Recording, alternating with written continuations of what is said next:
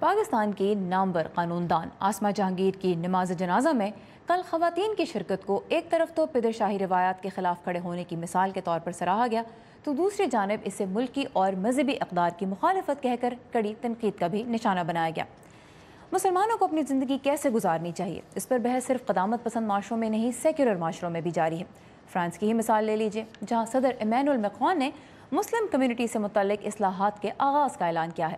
صدر کے مطابق اگلے چند ماہ کے دوران اسلامی بنیاد پرستی کے خلاف جنگ، مسلم تنظیموں کے ڈھانچوں کی تعمیر نو اور ان تنظیموں کے دیگر حلقوں کے ساتھ تعلقات کو منظم بنانے پر کام کیا جائے گا۔ فرانس میں برقعے اور نقاب سے چہرہ ڈھانپنا پہلے ہی منع ہے، جبکہ پبلک اسکولوں میں مذہبی نوعیت کا لباس اور علامات پہننے پر بھی پابندی ہے۔ تو مسلمان اور خاص طور پر مسلمان خواتین عوامی سطح پر خود کو کیسے پیش کرتی ہیں، اس پر کڑی نظر کیوں رکھی جاتی ہے؟ اسی بارے میں ہم بات کریں گے کینیڈا میں حقوق انسانی کی کارکن راہیل رضا سے، جو مختلف معاشروں میں اسلام کے کردار پر کئی مضامین بھی لکھ چکی ہیں۔ راہیل رضا، ویلکم ٹو ویو 360۔ آغاز میں کرنا چاہوں گی گفتگو کا پاکستان سے، جہاں آسما جہانگیر کی نماز جنازہ میں خواتین کی شمولیت پر جو تنقید کی جا رہی ہے، اس کی کیا وجہ دیکھتی ہیں آپ؟ کیا مذہب ہے اس کی وجہ یا رسم و رواج؟ دیکھیں، آسما جہانگیر ایک ایسی خاتون تھیں جنہوں نے رسم و رواج کو بالکل الگ رکھ کے انسانی حقوق اور خاص طور پہ عورتوں کے حقوق کے بارے میں جو کام کیا ہے وہ صدیوں تک جاری رہے گا۔ وہ خود تو نہیں رہی، لیکن انہوں نے جو سیڈ سو کیے ہیں اور انہوں نے جو ہمارے لیے رستے کھولے ہیں وہ ہمیشہ جاری رہیں گے۔ مجھے سن کر بہت خوشی ہوئی کہ خواتین ان کی نماز جنازہ میں شریک تھیں، اور اگر ان کے اگینسٹ کچھ بیکلیش ہے وہ رسم و رواج کی وجہ سے ہے۔ آپ کو پتہ ہے کہ ہمارے ہاں پیٹریارکی، پالیٹکس اور پاور، یہ سب کنٹرول کی باتیں ہیں۔ اس کا کوئی مذہبی وجہ نہیں ہے، ہمیں اسلام میں منع نہیں کیا گیا، بلکہ یہ تو ایک ایسی خاتون ہیں جن کو عقیدت پیش کرنے کے لیے اگر ہم وہاں ہوتے تو ہم بھی ضرور جاتے۔ تو رسم و رواج آپ کہتی ہیں کہ اس کی وجہ جو ہے وہ رسم و رواج میں ہے، اور جو پیٹریارکی، پدر شاہی نظام ہے، وہ 1400 سال کی پیٹریارکی جو ہے وہ ختم نہیں ہوئی ہے۔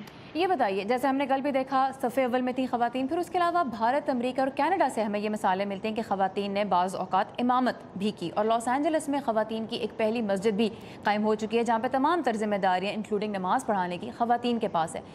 کیا وجہ ہے، کیوں ضرورت محسوس کر رہی ہیں مسلمان خواتین اس طرف آنے کی اور اس طرح سے اپنے آپ کو ایکسپریس کرنے کی؟ دیکھیں، ایک اسلام اللہ کا ہے اور ایک اسلام ملا کا ہے۔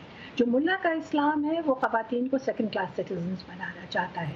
اب نارتھ امریکہ میں اور ویسٹ میں جو مسجدیں ہیں وہ زیادہ تر ایک مینس کلب ہیں، وہاں عورتوں کو بیسمنٹ میں بٹھایا جاتا ہے، نہ تو وہ خطبہ سن سکتی ہیں، اور یہ کہیں منع نہیں کیا کہ عورت اور مرد ساتھ نماز پڑھیں۔ اگر عورتیں وہاں پیچھے کھڑی ہوں تو عورتوں نے یہ جب دیکھا ہے، اور یہ نہ بھولیں کہ جو رسول اللہ کی پہلی مسجد تھی وہ ایک فیملی کی جگہ تھی، جہاں مرد اور عورتیں، بچے سب ساتھ آتے تھے۔ تو جب عورتوں نے یہ دیکھا ہے کہ یہ پیٹریارکی اتنی زبردست سالڈ ہو گئی ہے، تو انہوں نے اپنی مسجدیں خود کھولی، صرف لاس اینجلس میں نہیں بلکہ لنڈن میں، کوپن ہیگن میں، زورخ میں۔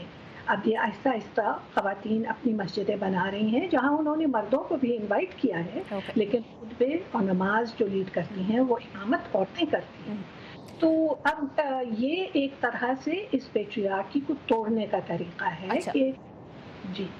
یہ میں جاننا چاہوں گی، اپنے جس طرح فرانس کی بھی ایگزامپل دی، وہاں پہ پریزیڈنٹ ایک نئی اصلاحات متعارف کرا رہے ہیں مسلم کمیونٹی کے حوالے سے۔ معاشرہ ایک طرف ہم دیکھتے ہیں قدامت پسند، جیسے پاکستان کی ایگزامپل لے لیجیے، دوسری طرف سیکولر ملک ہے فرانس۔ دونوں ہی جگہوں پہ اگر مسلمانوں کے پبلک ایکسپریشن کو کنٹرول کرنے کی بات کی جاتی ہے تو پھر دونوں میں فرق کیا ہوا؟